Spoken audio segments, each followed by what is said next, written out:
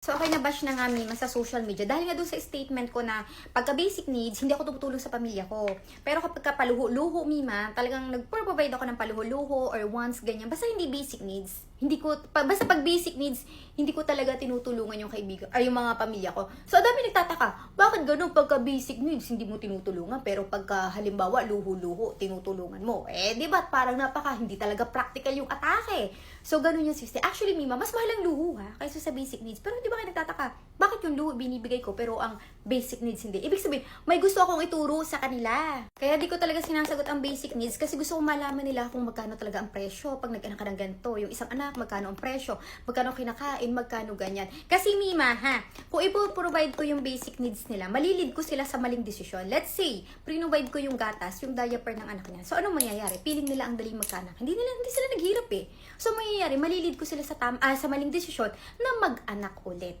O ngayon, pag mag-anak sila ulit, nakalima na. Tulong ako ng tulong, nakalima. Okay ka, nakalima ka na. Ngayon, nainis na ako. Gusto ko na mag-stop. Ang mga nayopak, walang alam. 5 na ang anak, mas malaki na ang problema, mas mahirap ng solusyonan. Kung una pala, pinaalam ko na ganito talaga ang presyuhan. Ngayon, depende na sa inyo. Kaya nyo ba or hindi? Or magdadagdag ba or stop muna kasi hindi afford? Doon pa lang, Mima. O, di ba? Maliit pa lang ang problema, alam na nila. Hindi na sila magdadagdag. Alam na nila ang totoong presyo. Alam na nila kung ano yung afford nila sa hindi. Kasi yun ang totoong buhay. Non-negotiable kasi ang basic needs, Mima. Kaya yan ang dapat mong matutunan. Kasi hindi lahat ng oras ay may tutulong sa'yo. Ang gusto kong mangyari, matutunan mong mabuhay mag-isa. Kasi hindi mo sure kung may tutulong. Kung may tutulong, okay. Pero mas okay kung kaya mo mag-isa, kung may tumulong man or wala. Kasi once matutunan talaga nila yung basic needs, just kung mabubuhay sila, Pero yung luho, halimbawa binibigay ko yan, hindi sila marunong kung paano ma-provide ang luho nila. Just kung kahit wala silang luho, hindi sila machuchugi. Pero ang basic needs, pag wala yan sa daily life mo, just kung machuchugi ka. Kaya dapat yan, meron kang sarili. Dahil hindi mo makokontrol lahat ng nasa paligid mo kung bibigyan ka or hindi. Dapat ikaw kaya mong mabuhay ang wala kahit sino. Bibigyan ko kayo ng sample. Nakita nyo si Celine? Si Celine, Mima, hindi ko yan tinulungan. Nagkaroon niya ng isang anak. Yun yung si Siggy. O, diba? Naramdaman niya ngayon ng hirap. Nagutom sila, nagganyan. Nagkanda hirap-hirap sa feel niya. 9 years bago nag-anak uli. Kasi dama niya, parang, ayoko mahirap ganyan. Ganito ang gastos ganyan. Alam niya. Hindi ko kasi siya tinulungan. Kung hinatian ko siya, di syempre parang feeling niya napakadali. Hindi mo kasi maalalaman pag hindi mo na-experience. So, ganun yung system. Ngayon, yung kapatid kong si Celine mabait. Meron ako yung third batch, yung sinasabi kong hindi kami okay. Yung third batch ko na kapatid, nag-asawa yun, bata pa lang. Ngayon, sabi ko sa kapatid kong si Celine, nagkaanak syempre. Magkakamali yan Sabi ko, wag mong tulungan. Ipaalam mo kung magkano ang presyo pag nagkaroon ng isang anak. O mabait ang kapatid kong si Celine. Total, malaki na rin ang anak niya, 9 years old. Hindi pa siya nanganganak uli. Second anak niya kasi ngayon sanggol, hindi pa siya nanganganak. So, tinulungan niya. Tinulungan niyo yung kapatid ko. Ngayon, nadalian yung mga kapatid ko. Yung third batch ko ng kapatid yung hindi ko okay ngayon. Nadalian ngayon yung kapatid ko. Wala pang 1 buwan yung anak na ilabas, buntis uli. Ang pagitan ata sa bata, 10 months or 11 months. Nabuntis na naman. Hindi kasi nila nalaman yung presyo. Tinulungan sila ng kapatid kong si Celine. So, nag-anak ulit sila. Ngayon, ang laki na ng problema. 2 na ang problema. Si Celine na buntis. Hindi niya na ngayon kayang tumulong. Buntis na rin siya May anak na rin siya. Hindi na rin niya kayang tumulong. Di wala na ngayon natulong sa kapatid ko. Hindi sila marunong mag-hustle. Ngayon, hindi na nga sila marunong mag-hustle. 2 pa ang binubuhay nilang anak. Di mas malaki ang problema, di ba? Kumpara dun sa isa.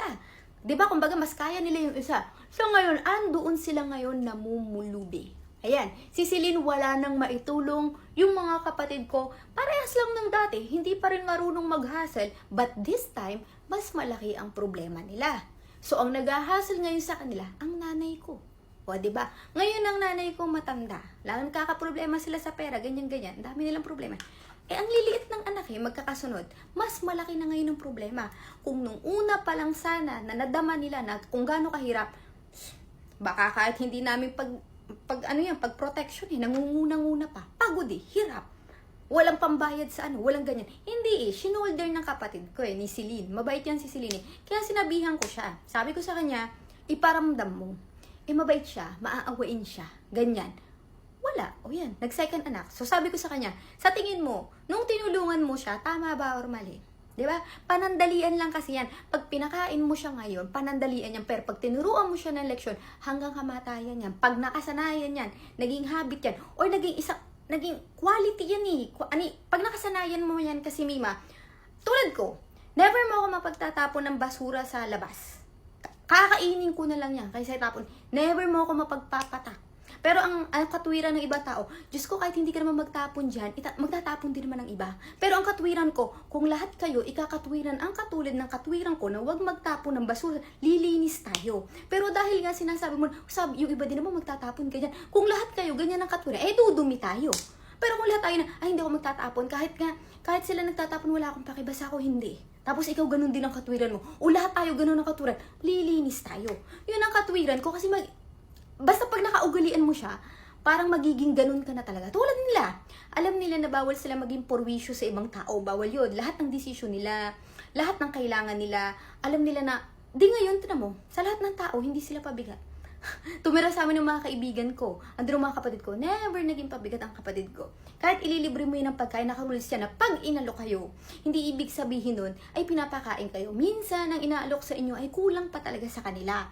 Yun ay respeto na nakita nyo na kumakain, parang alok lang. Pero minsan, kulang pa sa kanila, gutom pa sila. Kaya huwag kayong basta oo lang ng oo. Tingnan nyo kung talagang para sa inyo or hindi. Ganon, Mima, basta sila ay hindi lang yan mga cute. Pero yun ay pag nakasama nyo, nila, medyo tamad lang sila. Pero hindi sila, tamad sila sa gawaing bahay, pero sa work talaga sila. Pero hindi sila pabigat. Bawal sila maging pabigat sa ibang tao. Ganun na sila, sumibol na sila ng ganun. Kaya ganun na sila. Never yan tumanggap ng sukle. Hindi ko yan pinapatanggap ng sukle. Halimbawa, inutusan ng friend ko, bawal tumanggap sa amin ng sukle. Basta ganun ako ganun yung paroles ko. So, hanggang lumaki sila, hanggang tumanda sila, ganun na sila.